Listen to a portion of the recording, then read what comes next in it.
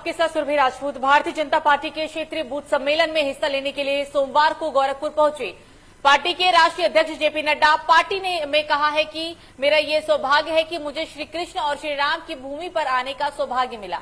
पंडित बिस्मिल्लाह की शहादत को याद करते हुए मैं इस धरती को नमन करता हूं। महात्मा बुद्ध की इसी भूमि से इस सत्य की खोज के लिए निकले थे। यही वही गोरखपुर की धरती है। जब आप चुनाव में जाएंगे तो मतदाताओं के सामने छाती ठोक के कह सकेंगे कि हम उस पार्टी के कार्यकर्ता हैं जिसके नेता प्रधानमंत्री श्री नरेंद्र मोदी जी हैं। भाजपा अध्यक्ष जेपी नड्डा ने यह भी कहा कि हमें गौरवान्वित होना चाहिए कि हम उस पार्टी के कार्यकर्ता हैं जहां साधारण सा कार्यकर्ता अध्यक्ष बन जाता है। मैं दावे के साथ कह सकता हूं कि यहां बैठे बूथ कार्यकर्ता कल प्रदेश अध्यक्ष बन सकते हैं। हमें प्रजातंत्र पर विश्वास है, लेकिन विपक्षी पार्टी प्रजातंत्र पर नहीं, सिर्फ परिवार पर विश्वास करती है। सिर्फ वो भारतीय जनता पार्टी में ही एक साधारण कार्यकर्ता पार्टी को चलाता है। हमारे लिए राष्ट्रवाद सर्वोपरि है, लेकिन उनके लिए वंशवाद के आगे कुछ भी नहीं। इसी पर चर्चा करने के लिए हमारे साथ हमारे तमाम मेहमान जुड़ गए हैं। उनसे आपका परिचय करा देते हैं। संजय कौशिक, नेता बीजेपी, जुड़ गए हैं। आपका स्वागत है। ईरम खान, नेता, आप जुड़ी हैं। मैम, आपका भी स्वागत है लोकमंच में। और दीपक चंद्र राठौर, नेता कांग्रेस, आपका भी स्वागत है लोकमंच में। चर्चा की शुरुआत करेंगे। राठौर साहब, सबसे पहले आपके पास आएंगे। चुनाव है बहुत जल्द ही यूपी के अंदर। चुनाव से पहले लगातार बड़े बड़े नेताओं का यूपी के अलग अलग जिले में आना, कैसे देखते हैं आप इसे? और आज उन्होंने तमाम बड़ी बातें कही, विपक्षी को भी आड़े हाथों लिया।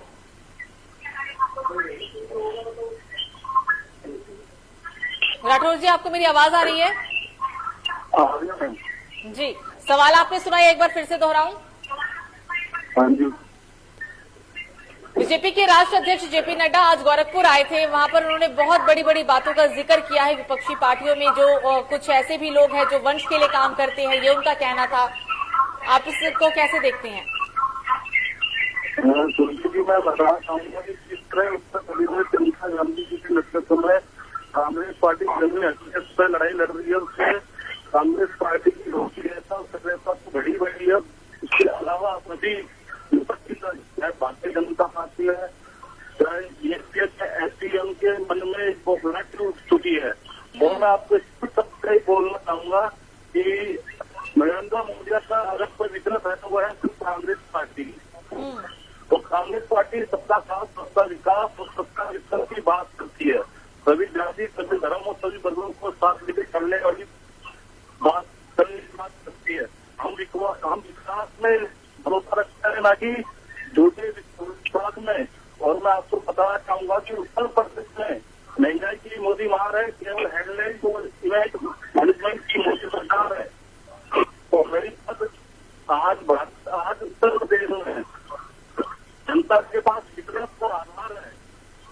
भारतीय जनता पार्टी को हटाने का आधार है बेरोजगारी, आधार है किसान की दुर्दशा का, आधार है महंगाई का, आधार है नौजवानों की दुर्दशा का, आधार है सरकार का अहंकार का।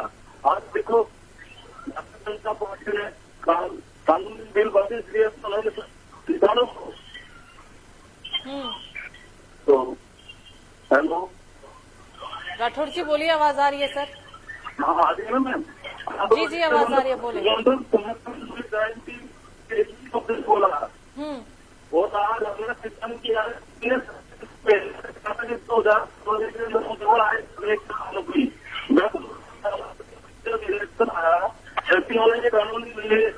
कानून एक साल से करवा किसान सब्जी सही है। किसान शहीद हुए हैं, उनकी मंत्रियों की अब तक नहीं बोला। आज जब उत्तर प्रदेश में जनता ने वोट की समझ में आई है और जनतंत्र की आवाज समझ में आई है, तो उन्होंने ये कानून कभी वापस लेने की उन्होंने बात कही है। और जनता के अंदर करता है कि जनता जो कहने लगी है, कोई उम्मीद नजर नहीं आती, कोई सूरत नजर नहीं आती। पहले आपकी मोदी जी की वादों कैसी, अब इस बात पर नहीं आती। हेलो राठौर जी, आपकी आवाज बहुत ज्यादा डिस्टर्बेंस है। अभी आपने इतनी सारी बातों का जिक्र किया है, लेकिन आप कई आरोप भी लगाते हुए नजर आए। पर सर, ये तो चुनाव है ना, चुनाव में तो सब कुछ जायज है। सुरभीर जी, मैं आपको एक बात बताना चाहूंगा, चुनाव विकास के तो आप लोग भी तो सर 67 साल तक थे ना, तब आप लोगों ने कितना विकास किया? आपको बताना चाहूंगा, हमारी सरकार प्रदेश में 3 तक पहले तो यही उत्तर प्रदेश राज्य में सबसे पहले माना जाता है।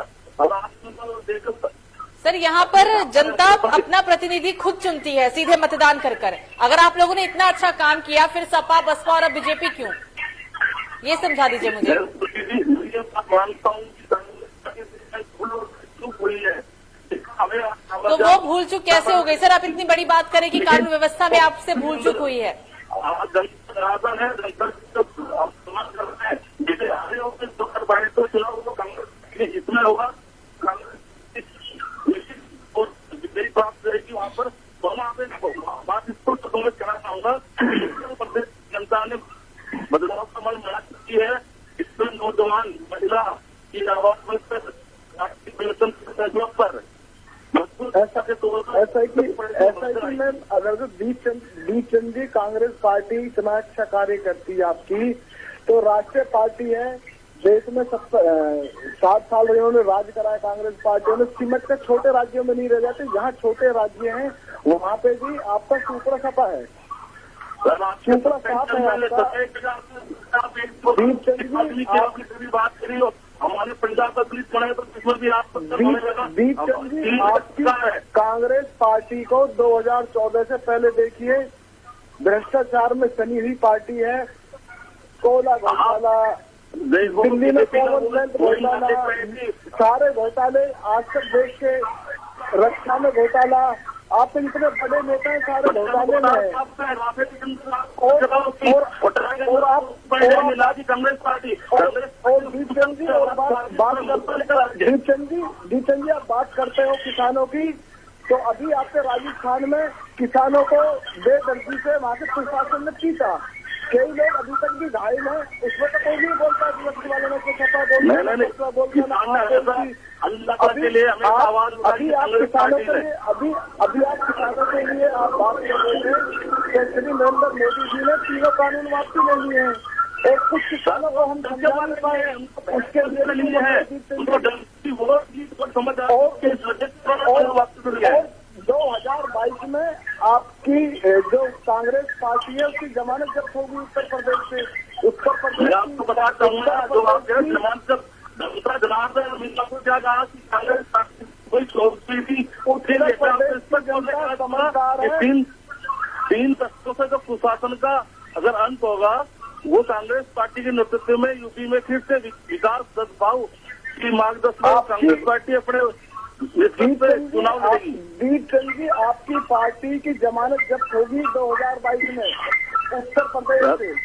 उत्तर प्रदेश की जनता आपकी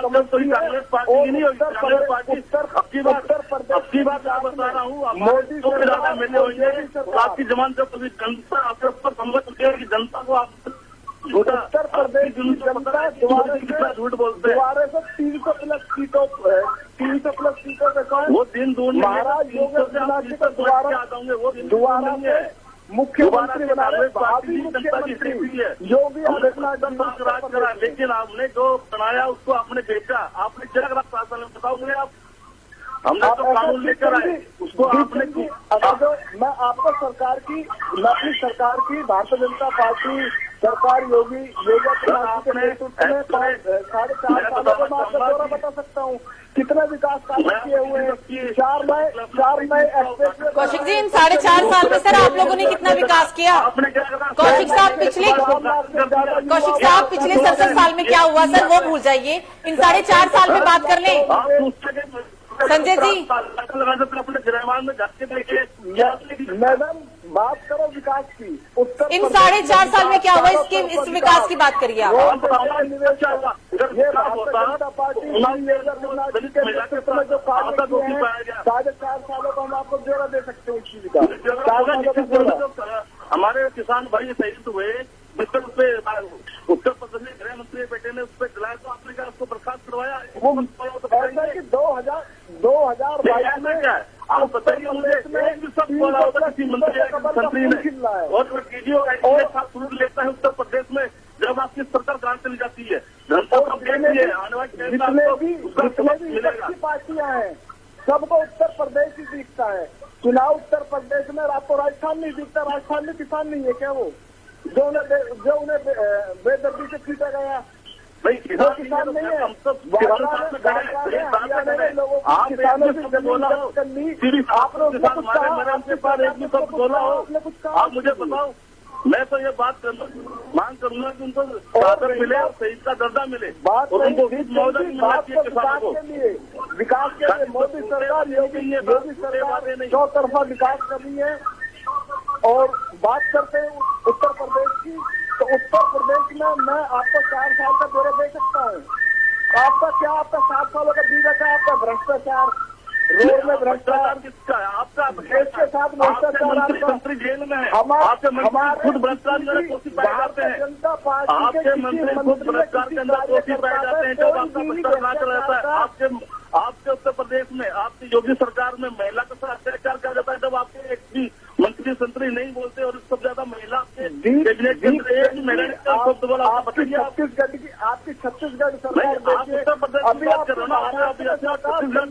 महाराष्ट्र में दंगा चलेगी, आपकी सरकार तो दंगा कराती है, हिंदू मुस्लिम आपकी सरकार कराती है। हिंदू मुस्लिम भारत में जनता पार्टी का हिंदू मुस्लिम का जो सबका विकास, सबका आपके पास सृष्टि और दुर्जन के सिवा कुछ नहीं है, सिर्फ लोगों को झूठ बोलना आता है।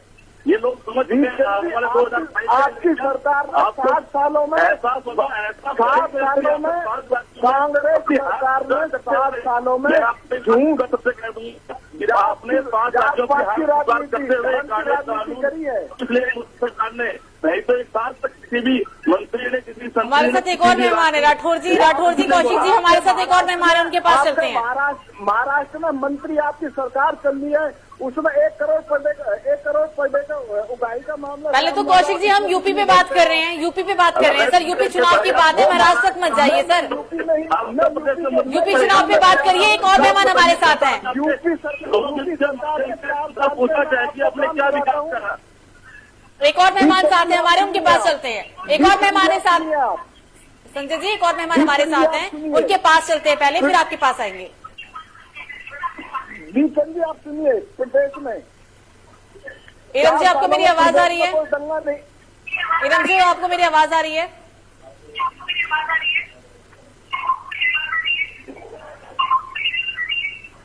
इरम जी आपको मेरी आवाज आ रही है क्या?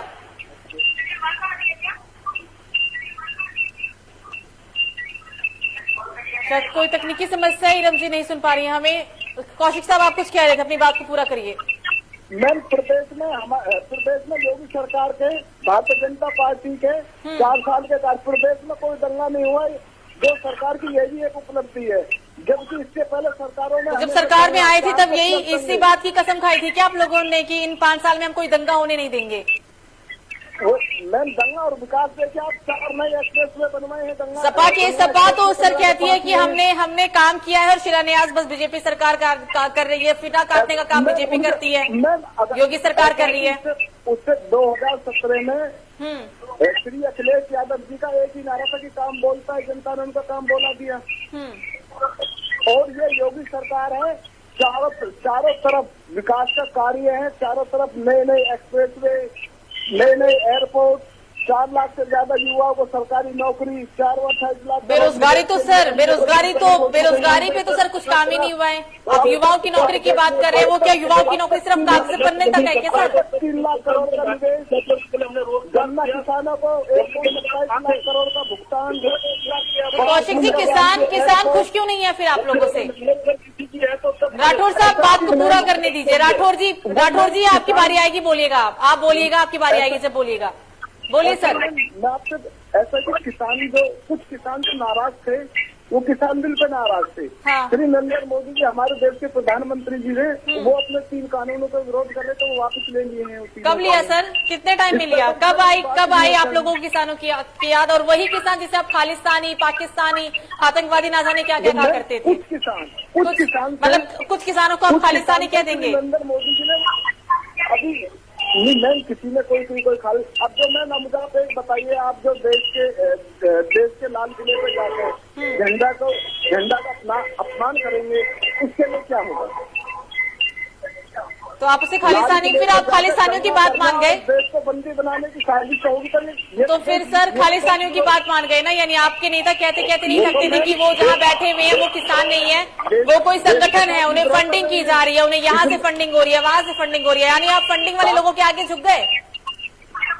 नहीं, मैं उसके लिए आपसे बता तो रहे हैं कि इसमें अगर जो देश के लाल किले को बंदी बना रहे हैं, देश को बंदी बनाने की बात कर रहे हैं, उसमें कांग्रेस सबसे पहले थी, कांग्रेस फंडिंग कर रही है, बाहर से कुछ लोग उसमें कोई बहस भी सुन रहे हैं, उसमें सिर्फ नरेंद्र मोदी जी हमारे देश के प्रधानमंत्री। मतलब वो देश को बंदी बनाने की क्या बात कर रहे हैं सर? मतलब कोई खालिस्तानी पाकिस्तानी वालों के आगे आप रुक रहे हैं, है ना? खालिस्तानी झंडा लहरा रहे मुझे तो सर यही नहीं आ रहा समझ कि मैं किसान बोलूं या खालिस्तानी बोलूं, क्योंकि पहले आप लोगों के शब्द है कि वो किसान नहीं है, जो वास्तविक में किसान है वो खेत में काम कर रहा है। आज नरेंद्र मोदी सामने आते हैं, वो कहते हैं कि हम कुछ किसानों को बना नहीं सके, इसलिए हम तीनों कानून वापस ले रहे हैं। उससे पहले भी कानून किसानों से बात एक साल बाद बात कर रहे हैं सर, और क्यों बात किया जा रहा है सभी को पता है। श्री नरेंद्र तोमर जी, हाँ। हमारे कृषि मंत्री जी, उन्होंने की बात कर ली थी, उन्होंने कहा था कि इसको रोक देते हैं 2 साल के लिए। सर जो सरकार फरवरी से लेकर नवंबर तक एक भी दौर की बातचीत करने के लिए तैयार नहीं होती है, 11 से 12 दौर की बातचीत होती है नवंबर से लेकर फरवरी तक के बीच में, फरवरी से लेकर अक्टूबर नवंबर तक कोई बात नहीं होता है, और अचानक से देश के प्रधानमंत्री नरेंद्र मोदी सामने आते और कहते हैं कि हम कुछ किसानों को बना नहीं पाए, इसलिए हम तीनों कानून को निरस्त कर रहे हैं, संवैधानिक तरीके से भी निरस्त हो जाएगा। इसे लोग क्या समझे, इसे किसान क्या समझे? पंजाब की हार समझे, आने वाला जो भविष्य दिख रहा है, बंगाल की हार समझे, क्या समझे इसे? मैं कुछ किसानों को नहीं समझा पाया, जब किसान नहीं समझ रहे तो ये तो सर आप लोग पहले ही समझ गए थे कि वो तो पहले ही जब धरना पे बैठे थे उन्होंने कहा था कि 2022 हो या 2025 हो, विधानसभा चुनाव हो या फिर लोकसभा चुनाव, वहां नहीं हटने वाले जब तक आप तीनों कानून को निरस्त नहीं करेंगे। इसको मैं बताता हूँ, मैं अभी की जगह किसान अभी बॉर्डर से हटे नहीं है, किसानों को क्या समझाए? तो वही देखिए ना, आपकी बातों से भी नहीं मान रहे हैं, किसान नहीं मान रहे। राकेश टिकैत तो कह रहे हैं ना कि प्रधानमंत्री चाशनी से भी मीठा बोल रहे हैं, उनको यानी कहीं ना कहीं लगता है कि चुनाव के बाद शायद जो बात है वो बिल्कुल खत्म हो जाए, क्योंकि ये मैं कुछ नहीं है, प्रोपेगेंडा है सरकार के खिलाफ और कुछ भी नहीं है, सरकार को बदनाम करने की एक साजिश है जो ये लोग कर रहे हैं मिलकर। इसमें कांग्रेस पार्टी, समाजवादी पार्टी, बसपा, आप सारे मिलकर ये कार्य कर रहे हैं। किस तरीके की बदनामी सर? ईरम जी जुड़ गई है हमारे साथ, कौशिक साहब ईरम जी जुड़ गई है हमारे साथ, उनकी सुन लेते हैं। राठौर जी, कौशिक जी आपके पास आएंगे, पहले ईरम जी की सुनते हैं, बोलिए मैम। देखिए, मैं बीजेपी के प्रवक्ता से कह रही हूँ, वो बोल रहे हैं ना कि सब उनको फंडिंग कर रहे हैं, सब उनको समर्थन दे रहे हैं। देखिए, किसान जो है वो देश का अन्नदाता है, उसके साथ तो हम जो खुल के बोल रहे हैं कि हम साथ में किसानों के खड़े हैं। और आज लखनऊ में उन्होंने रैली करी, जिससे हमारे योगी जी ने बोला था कि अगर लखनऊ आ जाएंगे तो बक्कल उनका उतार। ये बात उनकी हमारी सरकार ने गन्ना किसानों को 1.27 लाख करोड़ का भुगतान भी कराया है। आज अब तक की प्रदेश में सबसे बड़ा भुगतान भारतीय जनता पार्टी ने किसानों को नहीं कराया है। देखिए, भारतीय जनता पार्टी में एक ये बहुत बड़ी कमी है कि आप बातों को पूरी सुनते नहीं, ठीक है? मैं किसानों की बात कर रही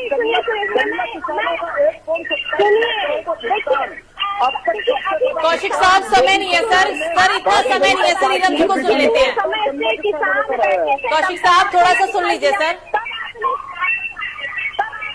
नहीं सोचा कि हमें तीनों कानून वापस करने चाहिए, तब आप उन्हें खालिस्तानी, तब आप उन्हें पाकिस्तानी, तब आप उन्हें आंदोलन जीवी कहते हैं। देखिए, आज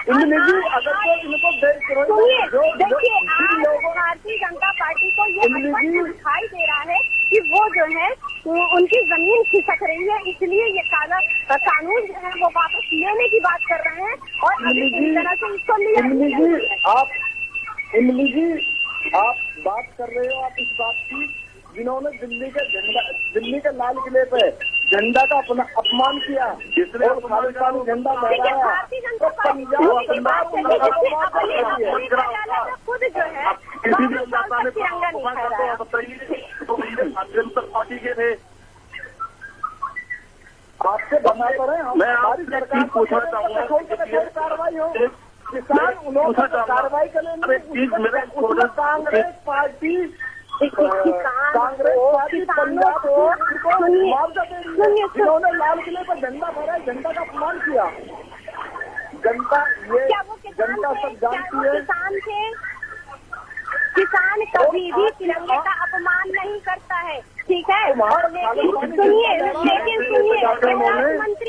सुनिए देखिए, अजय मिश्रा के तेनी इसके बेटे ने किसानों को कुचलने का काम किया है, उसको सजा हुई नहीं हुई, क्या उनका पद वापस लिया गया, क्या उनको बर्खास्त किया गया, नहीं किया गया। आपके एक विधायक ने दिल्ली में कराया, उनको सजा हुई, उनकी भी जांच राज्यमंत्री को अगर ऐसे बीजेपी वाले होते तो उनको देश की जनता का न्याय करते। मैं इन प्रवक्ता ऐसे पूछना चाहूंगा कि अगर तो कानून आपकी सरकार कांग्रेस सरकार देश के तिरंगा देश का अपमान करने के बाद उनको मुआवजा देते हैं। किसने कहा? भारतीय जनता पार्टी इतिहास है। और प्रांतों का कहा गया कांग्रेस पार्टी एक कहावत आपका फीडबैक,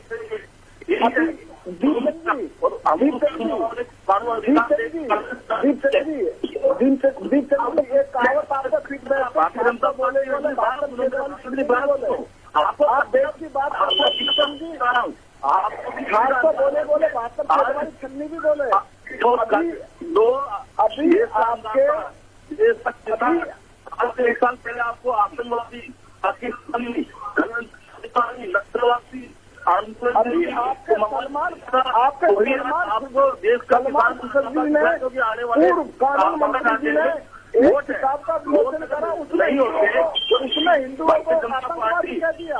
अहिंसा के जैसा भी दीपचंद जी आप मुझे वो बताइए, सलमान मुखर्जी ने देश के कानून मंत्री जी ने हिंदुओं को आतंकवादी बताया, बोको हराम से भी ज्यादा खतरनाक, IS से भी ज्यादा खतरनाक। उत्तर प्रदेश की जनता राहुल गांधी, प्रियंका गांधी से पूछना चाहते हैं, आपसे भी श्रीमान जी, आपसे दीपचंद जी आपसे पूछना चाहती है। अभी आपके पूर्व कानून मंत्री सलमान खुर्जी ने एक किताब का विमोचन करा, उसमें हिंदुओं को आतंकवादी, उसमें ये हिंदुओं को आतंकवादी कहा, उसमें हिंदुओं कट्टरवाद गलत है, हिंदू मुस्लिम कट्टरवाद गलत है। सबसे खतरनाक और संगठन है वो बोको हराम है। सर, आरोप प्रत्यारोप का दौर तो शायद खत्म नहीं होगा कभी, लेकिन फिलहाल समय खत्म हो गया है, इस चर्चा को कौशिक साहब यहाँ समाप्त कर रहे हैं। आप तीनों ही मेहमान हमारे साथ जुड़े, इसके लिए आप तीनों का बहुत बहुत शुक्रिया। तो आज बीजेपी के राष्ट्रीय अध्यक्ष जेपी नड्डा गोरखपुर दौरे पर थे। इस दौरान नड्डा ने कहा है कि क्या कारण है कि जब चुनाव आते ही भाजपा महात्मा गांधी से लेकर पटेल को याद करती है तो विपक्षी पार्टियों को पाकिस्तान और जिन्ना याद आने लग जाती है। फिलहाल अभी के लिए मुझे दीजिए इजाजत, नमस्कार।